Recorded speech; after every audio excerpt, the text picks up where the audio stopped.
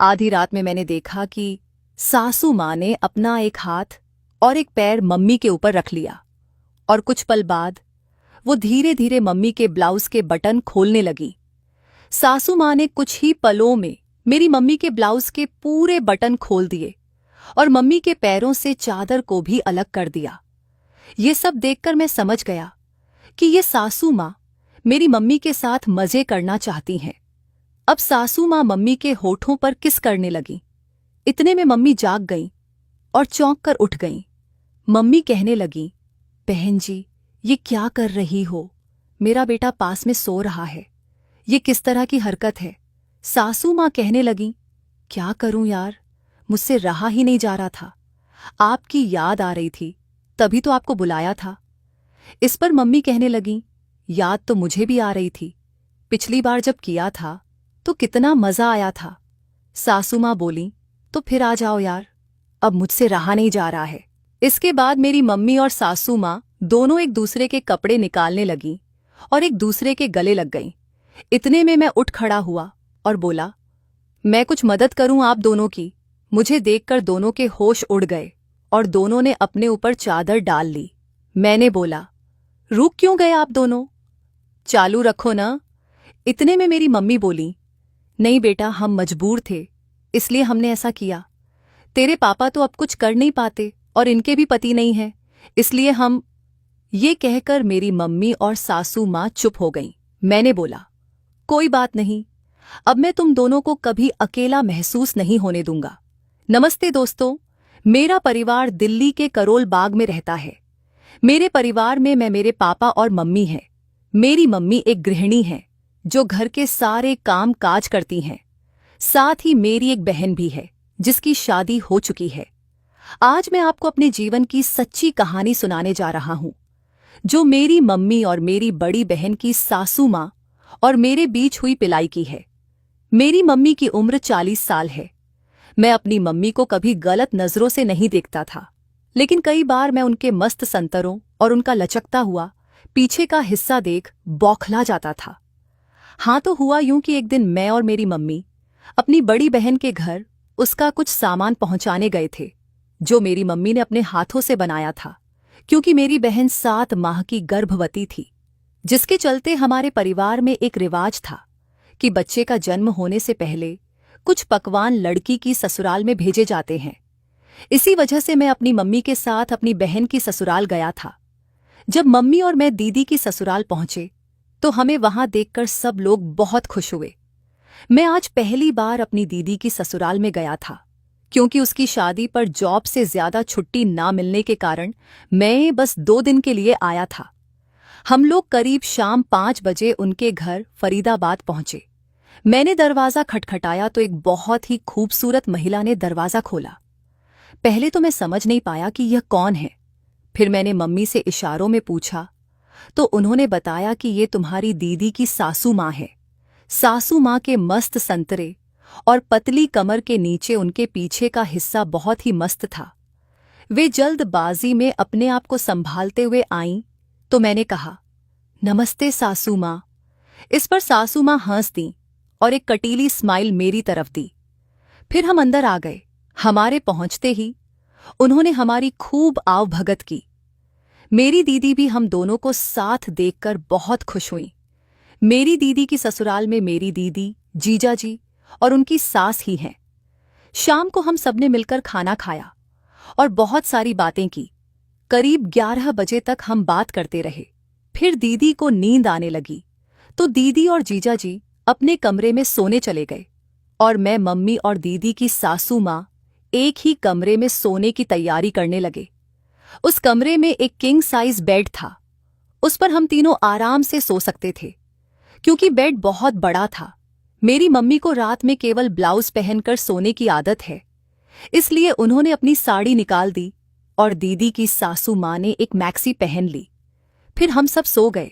रात को सोते समय मुझे बाथरूम जाने की आदत थी, तो करीब 2 बजे मुझे जोर की बाथरूम लगी तो मैं बाथरूम करके वापस आकर लेट गया। लेकिन अब मुझे नींद नहीं आ रही थी, तो मैं बस यूं ही लेटा था। थोड़ी देर बाद मैंने देखा कि मेरी दीदी की सासू माँ ने अपना एक हाथ और एक पैर मम्मी के ऊपर रख लिया और कुछ पल बाद वो धीरे धीरे मम्मी के ब्लाउज के बटन खोलने लगी। सासू माँ ने कुछ ही पलों में मेरी मम्मी के ब्लाउज के पूरे बटन खोल दिए और मम्मी के पैरों से चादर को भी अलग कर दिया। यह देखकर मैं समझ गया कि सासू माँ मेरी मम्मी के साथ मजे करना चाहती हैं। फिर सासू माँ मेरी मम्मी की बनियान में हाथ अंदर करके उनके संतरों को सहलाने लगी। मम्मी ने लाल रंग की बनियान पहन रखी थी। मैं यह सब देखकर चौंक गया और समझ गया कि ये आज मम्मी के साथ पिलाई करना चाहती हैं। धीरे धीरे उनका उत्साह बढ़ता ही जा रहा था।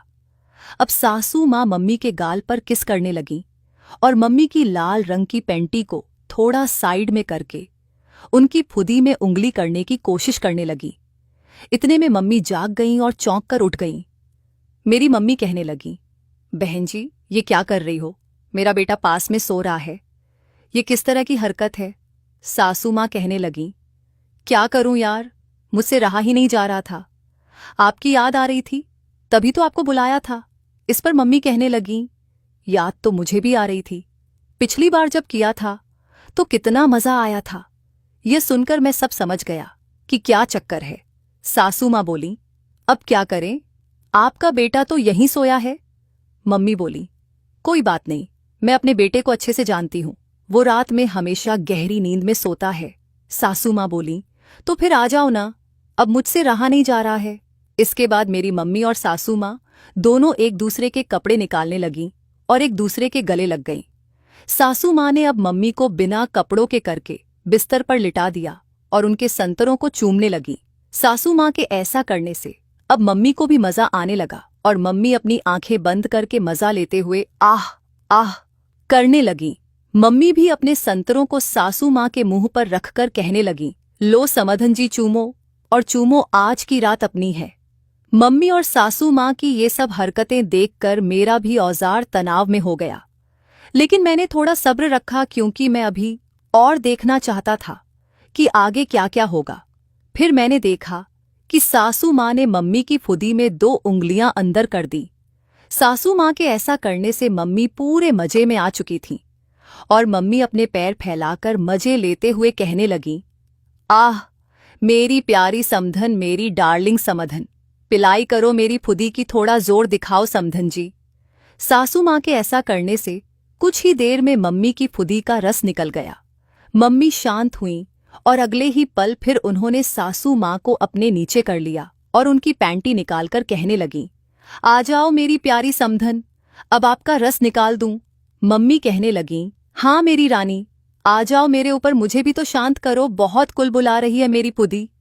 मम्मी ने भी अब सासू माँ के दोनों पैरों को फैलाकर उनकी फुदी को अपने मुंह में भर लिया और कसकर चूमने लगी। ऐसा करने से सासू माँ को बहुत मजा आने लगा और वो भी मम्मी की तरह आह ऊह करके पिलाई के मजे लेने लगी। मम्मी सासू माँ की फुदी को 15 मिनट तक चूमती रहीं। फिर मम्मी ने उनकी फुदी पर अपनी फुदी रखी और दोनों एक दूसरे की फुदी को सहलाने लगी। ये देखकर मैं तो अब एकदम चौंक गया।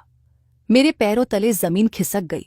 मुझे नहीं पता था कि मेरी मम्मी इस खेल की इतनी बड़ी खिलाड़ी होंगी।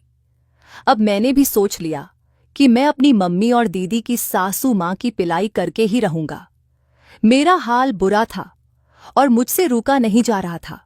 मेरा औजार अपने पूरे तनाव में था। बिस्तर के अंदर ही लेटे लेटे मैंने अपने कपड़े भी निकाल दिए थे। मेरे शरीर पर केवल मेरा अंडरवियर बचा हुआ था। मम्मी और सासू माँ अभी भी एक दूसरे की फुदी सहला रही थीं कि मैं उठ खड़ा हुआ और बोला, मैं कुछ मदद करूं आप दोनों की। यह देखकर दोनों के होश उड़ गए और दोनों ने अपने ऊपर चादर डाल ली। मैंने बोला, रुक क्यों गए आप दोनों, चालू रखो ना। इतने में मेरी मम्मी बोली, नहीं बेटा, हम मजबूर थे इसलिए हमने ऐसा किया। तेरे पापा तो अब कुछ कर नहीं पाते और इनके भी पति नहीं है, इसलिए हम। ये कहकर मेरी मम्मी और सासू माँ चुप हो गईं। मैंने बोला, कोई बात नहीं, अब मैं तुम दोनों को कभी अकेला महसूस नहीं होने दूंगा। इतने में मम्मी बोली, नहीं तू मेरा बेटा है, मैं ऐसा नहीं कर सकती। मम्मी के ऐसा बोलने पर सासू माँ बोली, नहीं बेटा, अगर तुम तैयार हो तो मैं भी तैयार हूं। मैं तो यही चाहता था कि दोनों में से कोई हाँ कर दे। अब सासू माँ उठीं और मेरे गले से चिपक गईं और मेरे औजार को हाथ में भरकर सहलाने लगीं। मम्मी यह सब देखकर घबरा रही थीं कि मैंने तभी सासू माँ को पकड़कर नीचे किया और उनके संतरों को चूमने लगा। सासू माँ को अब मजा आ रहा था और मैं मन में सोच रहा था कि आज तो एक साथ दो दो फुदी पिलाई करने को मिलेंगी। सासू माँ के संतरों को चूमने के बाद अब मैं नीचे आकर उनकी फुदी को चूमने लगा। मेरे ऐसा करने से सासू माँ अपना आपा खो बैठी और आवाज करते हुए पिलाई का मजा लेने लगी।